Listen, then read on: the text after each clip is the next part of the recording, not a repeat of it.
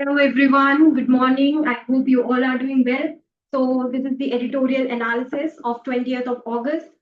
I have picked up an editorial from The Hindu which is regarding what are the reasons behind India's persistent stunting crisis. तो इस editorial के context में हम समझेंगे कि आखिर स्टंटिंग होती क्या है, what is the recent context, क्या रीजंस है कि इंडिया में डिस्पाइट हमने बहुत सारे गवर्नमेंट मेजर्स लिए हैं like Poshan Abhiyaan, mid day meal scheme etcetera, and still stunting जो है वो हमारी कंट्री में परसिस्टेंट है। क्या वे फॉरवर्ड हो सकता है, क्या हम किसी और कंट्री से कुछ सीख सकते हैं, and what are the government initiatives that have already been taken in this direction. तो जैसा कि आप सभी को पता है कि ये जो एडिटोरियल एनालिसिस है इसको मैं एक क्वेश्चन आंसर फॉर्मेट में डिस्कस करती हूँ। तो this is very essential for your current affairs writing practice as well. जो लोग बिगनर हैं, ठीक है, आपके अभी सब्जेक्ट्स ज्यादा कंप्लीट नहीं हुए हैं, तो आप कुछ नहीं तो मेंस प्रैक्टिस के लिए आप ये करंट अफेयर्स का क्वेश्चन डेली प्रैक्टिस कर सकते हैं, क्योंकि मैं आपको काफी अच्छे से क्वेश्चन समझाती हूँ, उसके बाद उसका मॉडल भी देती हूँ। तो डेफिनेटली आपको यहाँ से आंसर राइटिंग प्रैक्टिस करनी ही चाहिए। So the question is कि despite multiple policy interventions, India continues to face a high burden of stunting among children. तो मल्टीपल, जैसे कि मैंने आपको बताया कि गवर्नमेंट काफी इंटरवेंशन ले रही है, चाहे वो जैसे कि फोर्टिफिकेशन करना हो, ठीक है, या फिर मल्टी वाइटामिन देनी हो, न्यूट्रिशनल फूड की बात हो, अवेयरनेस कैंपेन्स हो, लेकिन फिर भी स्टंटिंग हमारी कंट्री में परसिस्टेंट है। अगर आप ग्लोबल हंगर इंडेक्स में भी देखेंगे तो उसमें भी इंडिया की रैंकिंग बहुत अच्छी नहीं रहती है। तो किसी भी चीज को अगर अब हमें इस स्टंटिंग की प्रॉब्लम को रिजॉल्व करना है, इट इज वेरी नेसेसरी कि हमें उसके रीजंस पता हो, कॉजेस पता हो कि आखिर ये स्टंटिंग हो क्यों रही है, and then only we can find the solution. तो यहाँ पर the question is mainly about जैसे कि स्टंटिंग के बारे में है, ठीक है। तो आप खुद ब्रेनस्टॉर्म कीजिए कि कैसे आप इसको स्टार्ट कर सकते हैं, कैसे आप इसका एक इंट्रोडक्शन लिख सकते हैं। तो यहाँ पर जैसे कि या तो आप स्टंटिंग को डिफाइन कर सकते हैं, ओके, या फिर आपको अगर कोई डेटा पता है कि कितने परसेंटेज स्टंटिंग है एक्सेट्रा, वो आप दे सकते हैं। देन आफ्टर दैट आपको क्या देना है कि क्या रीजंस है, okay. Then you can also write कि क्या पॉलिसी इंटरवेंशन है गवर्नमेंट के। फिर क्योंकि आप रीजंस बता रहे हो कि ये प्रॉब्लम्स है, तो आपको सोल्यूशंस भी बताने पड़ेंगे, because you are going to become an IAS officer, आप एक आईएएस ऑफिसर बनने वाले हैं।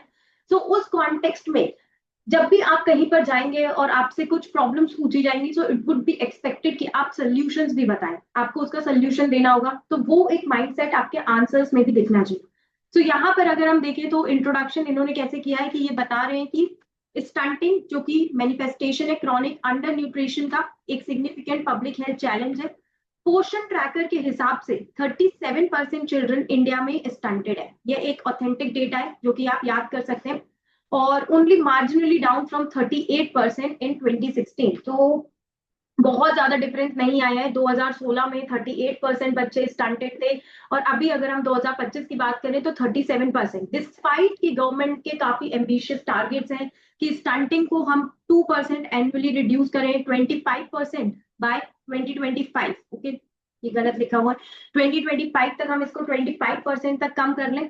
लेकिन स्टिल वो हमारे गोल्स अचीव नहीं हो पा रहे, गवर्नमेंट की काफी पॉलिसीज हैं, टारगेट्स हैं, बट स्टिल हम अपने एम को अचीव नहीं कर पा रहे हैं। इसके पीछे क्या रीजन है, सबसे पहले आप जान लेते हैं स्टंटिंग क्या होता है। तो स्टंटिंग मतलब एक ऐसा बच्चा जो कि अपनी एज के हिसाब से काफी छोटा रह गया है, ओके। अब क्यों छोटा रह गया, क्योंकि ऑब्वियसली अंडर न्यूट्रिशन, उसको प्रॉपर न्यूट्रिएंट्स नहीं मिले, जिसकी वजह से उसकी हाइट अप्रोप्रिएटली नहीं बढ़ पाई। सो न्यूट्रिशनल डेप्रीवेशन दिखाता है, ये कॉग्निटिव डेवलपमेंट नहीं हो पा रहा है। अब क्योंकि अगर बच्चे के पूरे न्यूट्रिएंट्स नहीं होंगे प्रॉपर, तो उसकी जो प्रोडक्टिविटी है वो भी हैम्पर होगी। जैसे कि जिन लोगों को मे बी अगर आपको ज्यादा नींद आती है, सो दैट मीन्स ऐसे डॉक्टर्स बताते हैं कि आपको विटामिन डी की कमी है। तो ऐसी डिफरेंट डिफरेंट चीजें होती है। तो अगर आपके पास प्रॉपर न्यूट्रिशन नहीं है, तो आपकी स्कूल परफॉर्मेंस, आपकी प्रोडक्टिविटी, ये सब हैम्पर होते हैं। अगर आपकी प्रोडक्टिविटी हैम्पर होगी तो आप प्रॉपरली काम नहीं कर पाएंगे, अगर आप प्रॉपरली काम नहीं कर पाएंगे तो अगेन आपको प्रॉपर एम्प्लॉयमेंट नहीं मिलेगा, and then it leads to intergenerational poverty. Reason क्या क्या है इसके, तो सबसे पहले जैसे कि टीनेज प्रेगनेंसीज, ओके। तो एनएफएचएस 5 के हिसाब से 6% ऑफ विमेन 15 से 19 के बीच में दे बियर चाइल्ड।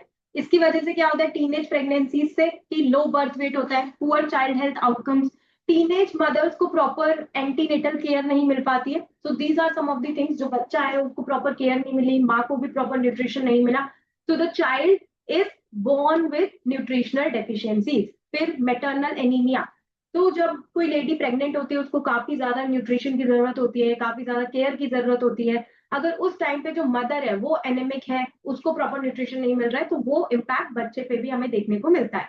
इस तरह का कुछ डेटा है। अगर आपको प्रॉपर डेटा, इतना सारा डेटा याद करने की जरूरत नहीं है, कुछ पॉइंट्स आप नॉर्मली सेंटेंसेस से भी सब्सटैंशिएट कर सकते हैं। चाइल्ड फीडिंग प्रैक्टिसेस बहुत अच्छी नहीं है। फॉर एग्जाम्पल 41% ऑफ चिल्ड्रन को ही मिनिमम एक्सेप्टेबल डाइट मिल रही है। ब्रेस्ट फीडिंग रेट जो है वो सिर्फ 64% है। ब्रेस्ट फीडिंग इनिशियल के 6 मंथ्स के लिए बच्चे के लिए बहुत इंपॉर्टेंट होता है, जो कि इंडिया में सिर्फ 64% है। अगर एक बच्चे को प्रॉपर ब्रेस्ट मिल्क नहीं मिलेगा उसको, तो वो न्यूट्रिशनली डेफिशिएंट रह जाएगा। प्रॉपर सैनिटेशन और हाइजीन नहीं है, जिसकी वजह से इन्फेक्शन होते हैं like diarrhoea etcetera, and which further leads to malnutrition. There are socio-economic inequalities, that is socio-economic inequalities मतलब प्रॉपर अगर आपके पास पैसे नहीं रहेंगे तो आप अच्छा अच्छा खाना आप कैसे खरीदोगे और अपने बच्चों को कैसे खिलाओगे। तो हमने देखा कि जो स्टंटिंग लेवल्स है वो गरीब स्टेट्स में, फॉर एग्जांपल यूपी बिहार में ज्यादा है in comparison to Punjab.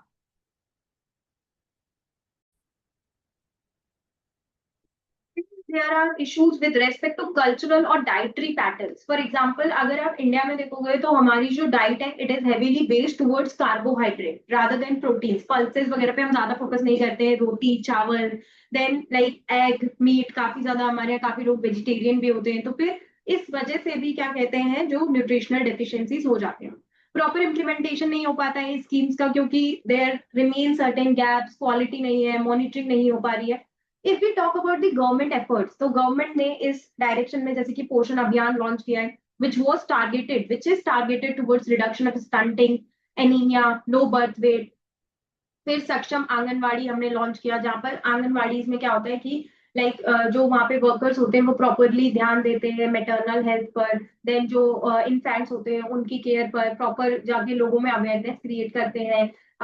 Multivitamin वगैरह डिस्ट्रीब्यूट की जाती है। फिर एनीमिया मुक्त भारत मिशन है हमारे यहाँ, क्योंकि हमने देखा कि अगर जो क्या कहते हैं मदर एनेमिक होगी तो उसका इम्पैक्ट बच्चे पे भी देखने को मिलता है। तो इसलिए गवर्नमेंट ने एनीमिया मुक्त भारत मिशन लॉन्च किया।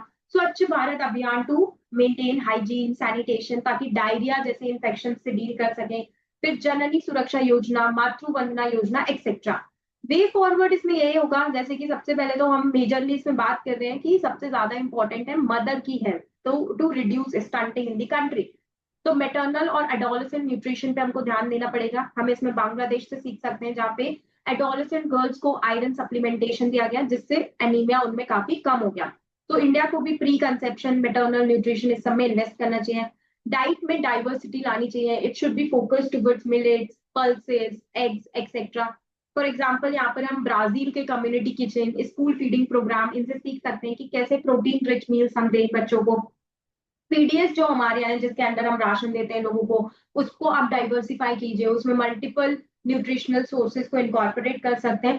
So this is how when you right a good way forward, कि आप अपने पॉइंट्स को सब्सटैंशिएट कर रहे हैं विद गुड बेस्ट प्रैक्टिसेस, तो ताकि आपको ज्यादा हार्ड वर्क नहीं करना पड़े। इसीलिए मैं रोज ये आपके लिए editorial analysis with value addition points लेकर आ रही हूँ।